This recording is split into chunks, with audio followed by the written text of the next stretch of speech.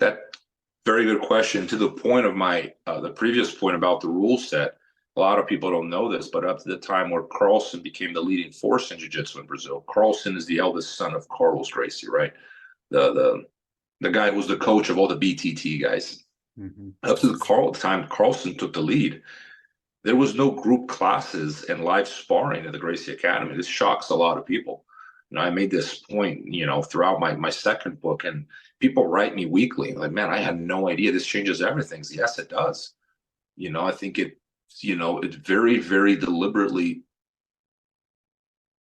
and Helio and Carlos, what they were teaching inside the Gracie Academy was self-defense in the private lesson format. They were not focused on group classes or live sparring, which reinforces my point that what we do was really born in 1975, because it wasn't until Carlson took the lead and he changed everything. He said, this is not how you train, champions. This is not how we're going to grow the sport.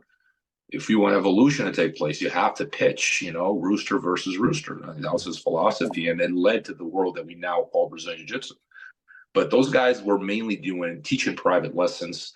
And from all accounts, they would get together, the cousins and brothers, they would get together at the end of the day and roll amongst themselves a little bit at the end of the day. So even though those group sessions did exist, 5, 6 individuals at the end of the day, how much evolution was really going on, and I think that goes to show, and this is confirmed by testimonies. Like we see Carlos Gracie Jr., the president of the IBJJF, he didn't even hear about the triangle until the late 70s, according to himself. And this is there's a lot of cases about the things that these guys did not know in those days, because jiu-jitsu was still it was a very simple version of the Newaza curriculum in judo. And I think a lot of people overlook this and up to recently, and it changes everything we knew about Brazilian Jiu-Jitsu. Brazilian Jiu-Jitsu, as we know it, is a far younger practice than we originally thought. Robert, the part you mentioned about the cousins and brothers rolling after their classes, is that 1940s through 80s, something like that? It's hard to specify. I think that it probably always existed, but it was not something that was open to the students. Now, they had their favorites, their instructors, people like Roberto Barreto, Armando Vride, Alvaro Barreto. Like some of these guys were part of the in group, right? Every gym has that, the in group. And only in group was really live rolling and being prepared to fight. The majority of students were just subjected to private lessons because it might be a better business model. I don't like that model personally. I don't think there's anything wrong with it per se, to each their own. I don't like it. I'm interested in competition and in live sparring, and I think you should make martial art as close as possible to reality. It's difficult to achieve that in a private lesson, self-defense format.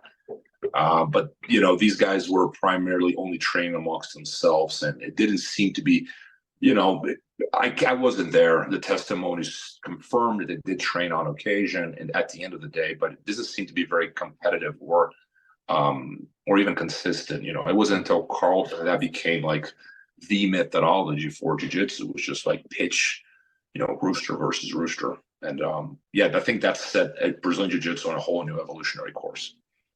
Robert, did you put a timeline of significant transformations in BJJ in any of your books? Both my books, Sifu, have a timeline.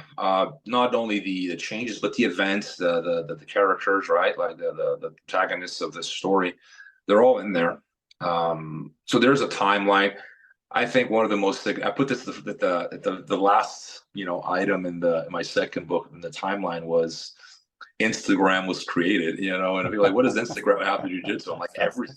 Instagram changed everything. Yeah. Instagram became the grandmaster of jiu-jitsu. Now, there's a red belt in Brazil called Mansour, who was technically the 10th degree. He was one of Helio's original black belts.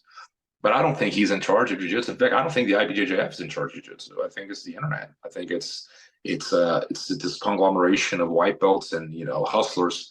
They get together and they keep pushing for this agenda or that agenda, and they're battling. So I think jiu-jitsu lives a moment of chaos. Everything's all over the place, right? No one's really agreeing on what they're doing. People can't even agree on what jiu-jitsu is. You ask 20 different black belts, you're going to get 20 different answers. It doesn't happen in judo. It doesn't happen in wrestling. But it's a big problem in Brazilian jiu-jitsu, and people are making so much money, they don't seem to care. The problems are just screaming at me, guys, you don't see where this is going. I think there are major problems with this. But I've tried to argue to, you know, unify and create something more cohesive, and trying to go back to the old ways, maybe take a step back, reorganize, tactical retreat for the art, and then move forward with a new vision and something a little more solid. We have some major problems in the very foundation of the art, and but the money's too good. People don't care. People tend to look at money as the metric of success, and immediately maybe that is, you know, for individuals, but for the art itself and its longevity, I think that's very short-sighted. I think what you said about making money is relevant and it's valid. One thing I also saw at a martial arts center in South Florida about 2 weeks ago, I met a person and he got injured by being stupid. He was partying and he shares this openly, and he injured himself, I think his shoulder. And all of his friends that he was doing jiu-jitsu with in Brazil surpassed him, and they were all getting purple belts when he was still a blue belt. And he felt really bad. And so they said, hey, why don't you come back in here? So he rehabbed his shoulder. He got back in. He's a black belt now. But it gave him a job. It gave him the chance to come to the United States, open up a center, pour out his heart, pour out his energy, develop a school.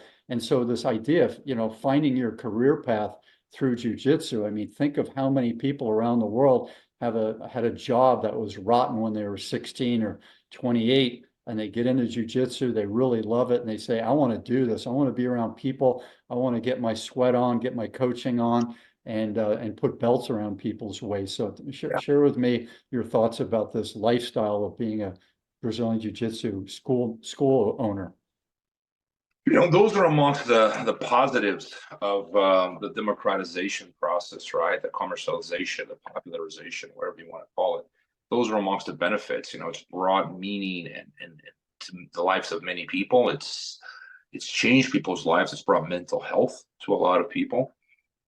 But I think we ought to remember why it is that these people walk in through the door. You know, we're still